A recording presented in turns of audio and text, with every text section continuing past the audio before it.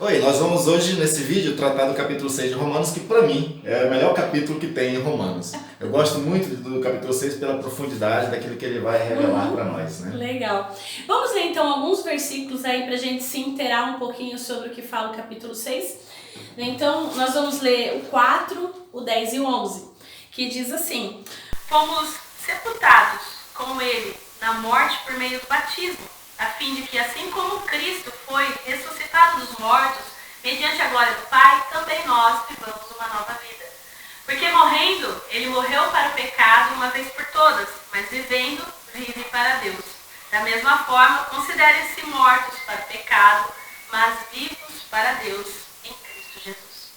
No vídeo anterior nós falamos sobre a questão da representatividade federativa, onde antes pertencíamos à natureza de Adão, e Adão era o cabeça de toda a raça humana, mas por meio da fé nós alcançamos agora ficar debaixo da cobertura espiritual de Jesus Cristo. Nós fazemos parte dessa nova natureza em Cristo Jesus, e isso vai acontecer no que agora Paulo vai colocar no capítulo 6, que é pela morte e ressurreição. A morte faz com que a gente saia dessa federação, né, que era de Adão, e a ressurreição de Jesus, que se dá também com a nossa ressurreição junto, acontece de a gente ser transferido agora para essa nova natureza que é espiritual e em Cristo Jesus. E eu acho que assim, talvez até uma outra palavra aí para colocar a natureza, quando a gente pensa essa natureza, essa nova natureza, também é o que a gente poderia dizer de nova identidade. Isso. Em Cristo nós somos filhos e filhas de Deus. Em Cristo nós somos agora esses seres espirituais, né? Firmes na fé, firmes na esperança, né? Na expectativa do que virá.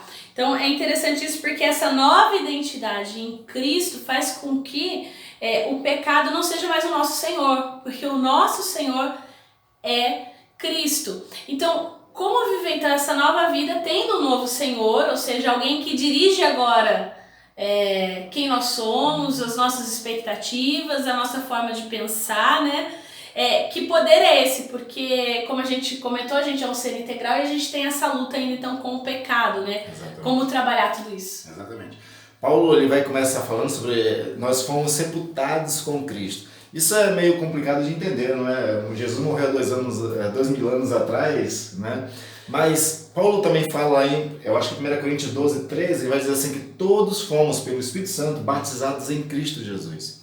Quando a gente é batizado pelo Espírito através da fé em Cristo Jesus, a gente passa a ser participantes da morte e da ressurreição de Jesus Cristo. E nessa morte, Paulo vai dar essa ênfase, que é uma morte agora para o pecado, para aquela natureza, para aquela identidade corrompida que nós herdamos em Adão. E até por isso que ele vai trabalhar isso, né, a partir do versículo 15 aqui do capítulo 6, porque então assim, então se a gente está debaixo da graça, da lei, a gente vai continuar pecando à vontade, porque o que importa é o que Cristo fez, né? Ele vai falar de jeito nenhum, porque essa nova identidade não permite que o pecado reine. Exatamente. Que é agora a responsabilidade daqueles que alcançaram a morte e a ressurreição. A ressurreição para a novidade de vida. Porque agora ele coloca Paulo nesse capítulo de que nós não pertencemos mais, não somos mais escravos do pecado. A gente agora tem um outro senhorio. E fazendo parte desse novo senhorio que é Cristo e essa nova natureza, cumpre em nós uma responsabilidade. Eu gosto da expressão que ele usa de instrumentalidade. Ele diz assim que os nossos corpos são como instrumentos. Quando era na natureza corrompida de Adão, nossos corpos serviam como instrumento de injustiça, que são todas as coisas ruins que fazíamos. Sim. Com essa nova natureza agora em Cristo Jesus, nós temos a responsabilidade de ser um instrumento agora de justiça. Sim, eu acho que tem uma coisa interessante nisso, porque a gente tá falando aqui senhorio, e às vezes você pode pensar, nossa, que terminologia mais crentez, né? Mas é o seguinte, qual que é a ideia principal de tudo isso, e que não tá só aqui em Paulo, mas que envolve também fora de Paulo e toda a Bíblia. O nosso coração, ele é corrupto, já diria Jeremias. Mas o que acontece? Como o nosso coração ele tem uma sede pela eternidade, ele tem uma sede por controle e governo, das duas uma. Ou você tem Deus que governa o seu coração, ou você tem a si mesmo que governa a si mesmo. Exatamente. Então assim, a grande questão é quem está direcionando o seu coração. Quem é Senhor da sua vida? Você, as suas vontades, ou seja, o pecado, ou Deus? Então, é uma questão sempre, eu costumo dizer que Jesus sempre está preocupado com o nosso coração. Por quê? Porque é no nosso coração que está a injustiça, que está a corrupção, mas também é Ele quem Deus está interessado e quer salvar. E quando eu falo coração, é o centro de todas as nossas vontades, dos nossos desejos. E nós somos seres, o ser humano de forma geral, que sempre tem alguma coisa no coração, alguma coisa sempre governa o seu coração, né? Tem aquele livro Você é o que você ama, né? Isso. Que o Smith ele fala muito sobre isso, porque nós tendemos sempre a colocar coisas no lugar de Deus, né? E às vezes coisas que são boas, né? Que tem um aspecto bom. E é interessante isso por quê? Porque aqui no capítulo 6 ele fala um pouquinho sobre isso, porque ele vai falar no 17, ele diz assim: mas graças a Deus, porque outra hora, escravos do pecado, contudo vieste a obedecer de coração a forma da doutrina a que fostes entregue. Ou seja, a fé no Evangelho é a doutrina que nos foi entregue para que o nosso coração obedeça. Então quando a gente fala, né, obedecer de todo o coração, adorar de todo o coração ele sempre terá um Senhor. Eu acho que a grande questão é quem é o Senhor do coração. Uma vez que a gente crê em Cristo como Senhor e Salvador, ele passa a ser esse Senhor, ele passa a determinar esse senhorio, né? Por isso que ele vem falar da mente renovada, né? Então é interessante a gente pensar a mente no coração, porque na cultura hebraica não tem essa separação, que a gente acaba tendo esse aspecto grego, né? Isso. Paulo ele tem uma forte influência aí aristotélica, né? Da academia grega, então assim, acaba tendo muito essa separação, mas é importante sempre a gente lembrar e trazer que o coração, quando a gente fala coração, envolve também a mente, os desejos, tudo aquilo que a gente é e pensa, né? Exatamente. Jesus ele fala muito sobre essa questão de que não pode servir a dois senhores. De todas as coisas que a gente tem que guardar o coração, né? Justamente para essas questões. Agora tem uma outra coisa muito interessante que Paulo coloca ainda no capítulo 6, que eu fico muito admirado da ênfase que ele fica dando. Ele usa três expressões interessantes: diz sabedores, sabendo e considerai-os. Ele quer que ele diz assim: agora vocês são sabedores e estão sabendo que vocês estão mortos para o pecado, não são mais escravos dele, não pertencem mais a esse senhorio. Agora que vocês já sabem disso, ele diz: considerai-vos mortos. Ou seja, você a tomar uma atitude de vida agora diferenciada. É uma questão de fé, né? De crer mesmo nisso. Crer, e tem até um tom psicológico nessa questão, né? De a gente aceitar isso e colocar na cabeça de que, né, de considerar-se, né, de fato mortos e não mais escravos. É aquela ideia, né? Tem uma coisa que eu acho interessante que o pessoal comenta muito nos estudos, que é, por exemplo, um elefante. Você pega um elefante pequeno e você coloca uma corda sobre ele e amarra numa estaca, ele fica preso ali. Ele vai crescendo e ele vai se tornando mais forte do que a estaca. Só que ele continua com o sentimento ainda de prisioneiro, ele nunca se liberta de lá por conta de que ele não muda a mente dele. É o que o pessoal agora chama de mindset, né? Ele não muda a mente dele. Então o cristão também, quando ele se converte a Cristo Jesus, ele tem que dar essa mudança de mentalidade, que ele não pertence mais ao escravo, ele já está debaixo de outro senhorio. Sim. E aqui a gente não está falando de coaching, tá? É. Mas a questão é que quem testifica isso é o Espírito Santo. Exatamente. Que sempre traz à memória: olha, você é filho de Deus. Isso não está de acordo com a palavra de Deus. Aquelas perguntas, né, daquele livro antigo, né? Nos seus passos, o que faria Jesus? Exato. Tipo, o que você está fazendo? Jesus faria isso. Não é para assombrar ninguém, não, mas é aquela ideia, né? Essa justiça que agora nós temos em Cristo, como ela realmente governa a nossa vida, né? Deus realmente é de fato o Senhor, porque a gente pode então, porque senão a gente vai ir para a libertinagem, né? Eu posso tudo, porque Cristo já fez tudo o que tinha que ter feito por mim, então tá tudo liberado, né? E não é bem isso, não. Uma coisa que a gente precisa entender é que uma vez que a obra que Deus precisava fazer já fez, que foi a morte de Jesus, nos incluir nessa morte para que o pecado fosse destruído no corpo de Cristo, a gente tem que entender agora que debaixo desse novo senhorio, Nós temos um processo a ser trabalhado. A salvação já está garantida. O processo agora é a transformação mental, é a transformação da nossa vida, dos nossos comportamentos. E esse processo, isso já cabe mais a nós. A gente tem auxílio do Espírito Santo. Ele dá os recursos espirituais para isso. Mas nós temos que tomar decisões, já é uma coisa que a gente tem que fazer. Isso não tem a ver com salvação, tem a ver com a sua santificação, tem a ver com você se desenvolver enquanto cristão. Um dos objetivos que nós vamos ver mais para frente, lá em Romanos capítulo 8, é que o objetivo de Deus para cada um de nós é que nós venhamos se assemelhar, ter a imagem do seu Filho, Jesus Cristo. Nós estamos nesse processo de desenvolvimento. Eu gosto de uma expressão que Paulo usa em Efésios. Ele diz assim que nós devemos crescer até a estatura da plenitude de Cristo. É como se Jesus tivesse, digamos assim, 1,70 m, né? E nós temos que crescer até 1,70 m, mais ou menos. E isso, essa questão de crescer espiritualmente e maturidade, é um processo que é possível. Diferente de crescer de estatura, que eu não consigo crescer mais 1 centímetro. Infelizmente, essa fila aí a gente não entrou. Daqui pra frente, talvez só abaixo. E aí, assim, alguns vão dizer que isso é desenvolver a salvação, outros vão dizer que isso é desenvolver a santidade. Independente do nome, da terminologia e sistemática que você escolha para isso, né, a ideia é que nós temos um alvo, né, é Cristo. É nele e nele que a gente deve se espelhar, que a gente deve buscar toda e qualquer justiça, toda forma de viver a nossa vida, de viver a nossa fé, de trabalhar, de se relacionar com as pessoas, de fazer negócios.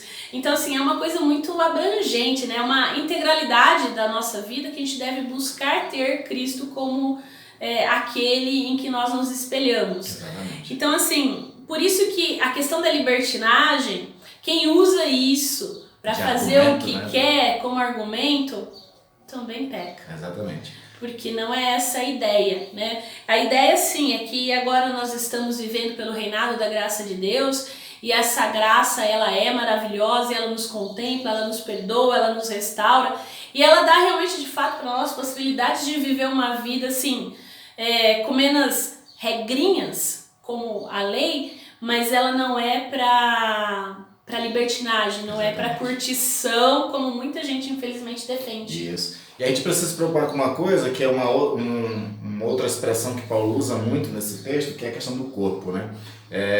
Isso caberia uma teologia muito bem elaborada, mas eu quero resumir aqui a ideia do corpo para Paulo. Paulo ele diz que o nosso corpo deve ser agora instrumento de justiça. Sim. O corpo é a nossa forma de manifestar a graça de Deus neste mundo. Nós estamos aqui, somos pessoas materiais, num certo sentido, nós temos um corpo, e tudo que a gente faz é através dele. Então, a gente tem que se preocupar com esse detalhe. E a importância de pensar no corpo como uma forma de instrumento de justiça, de manifestar a graça de Deus, manifestar a bondade de Deus, fazer boas obras ou boas ações, é muito importante porque em Coríntios, Paulo vai dizer que o galardão ou a condenação se dá no corpo, não é? Até porque a nossa promessa qual é? A ressurreição dos corpos. É a integralidade do ser, né? Não até eu lembro do nosso querido professor da faculdade, Leontino, que ele dizia, você não vê por aí corpo sem alma. Corpo sem alma tá morto. E alma sem corpo é uma penada. Então, assim, a gente... É um Gasparzinho. A gente é um ser integral, então a ressurreição e a promessa também de ressurreição também é para os nossos corpos, né? A gente não vai entrar nessa parada, como isso será, né? Aguardem e temos a expectativa, né? A nossa esperança é essa. A gente ouve muito esse argumento assim, o que importa é o que está no coração. Mesmo aquilo que você tem no coração pode ser bem intencionado, mas o que as pessoas vão ver e o seu testemunho é o que você faz através do corpo. Já diria o ditado que de boas intenções o inferno está cheio, Exatamente. Né? Mas existe exercícios de espiritualidades que nós podemos praticar para que aquilo que está no nosso coração, que são as boas intenções, que é o coração transformado, a mente transformada que Deus nos dá, para que a gente possa conseguir fazer manifestação disso na nossa vida normal. Por exemplo? Jesus ele diz uma coisa bem interessante, ele diz assim, que aquilo que vocês ouvem, vocês têm que praticar. Então, o exercício de espiritualidade, e aí eu gosto dessa expressão exercício, porque Paulo vai dizer assim que o exercício físico é pouco proveitoso. A gente sabe hoje que realmente é importante praticar exercícios físicos, mas ele diz que a piedade em tudo é proveitosa porque tem benefícios presentes e eternos. Então, por exemplo, para que a gente possa exercitar, por exemplo, se você está precisando de paciência, você é uma pessoa impaciente, eu tenho certeza de uma coisa, se você ora pedindo paciência de Deus, então Ele vai colocar muita situação de impaciência para você. E nessa hora você tem que estar autoconsciente, você tem que estar em espírito. Em espírito é você estar centrado, consciente do seu ato, dos seus pensamentos, das suas emoções naquela hora. E quando uma situação exigir paciência, você tem que, nessa hora, dar um passo atrás, respirar, contar até 10, né? Tomar uma decisão certa ou... Orar, né? Eu costumo dizer que tem aquelas orações rápidas que Deus escuta.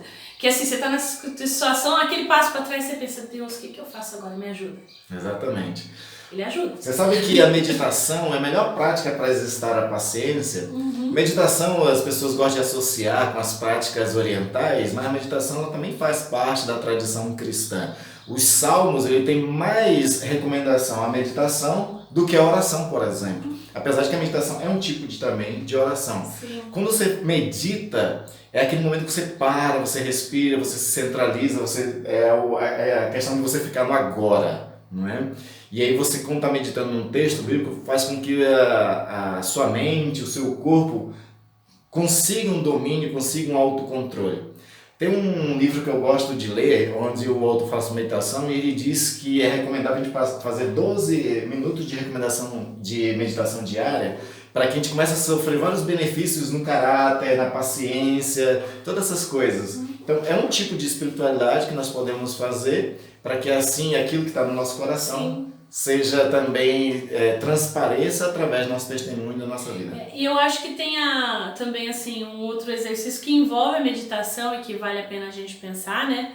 É aquele momento do autoexaminar-se. Né? Que é você parar um momento do seu dia e pensar naquilo que te aconteceu, como você agiu diante daquelas circunstâncias. Você faz, mas eu não queria ter feito aquilo, eu não queria ter dito aquilo. E o que você queria de fato ter dito, ter feito, e pedir a Deus, Senhor, me direciona para que quando isso aconteça novamente, eu possa fazer aquilo que agrade a Ti e não a mim. Né? Então é um exercício também que ele demanda algum tempo, né? Porque às vezes a gente tem meio que medo e preguiça de pensar. Sim. Mas pra gente se desenvolver, a gente precisa sair da zona de conforto. Exatamente. Em todos os aspectos, né? A gente está dando alguns exemplos aqui. Mas se você pensar em oração, né? Você tem que orar, até que a oração realmente seja verdade na sua vida. Você tem que buscar isso. Né? Porque às vezes a gente escuta, eu quero ser alguém de oração. Então, você ora. Não. Quer dizer, não vai, por mais que você queira, né? É a mesma coisa você querer correr uma maratona e não sair do sofá. Isso. Né? Então, assim, espiritualmente falando também é exercitar-se, é buscar, né? Como foi dito também da questão das escolhas, a gente escolhe errado.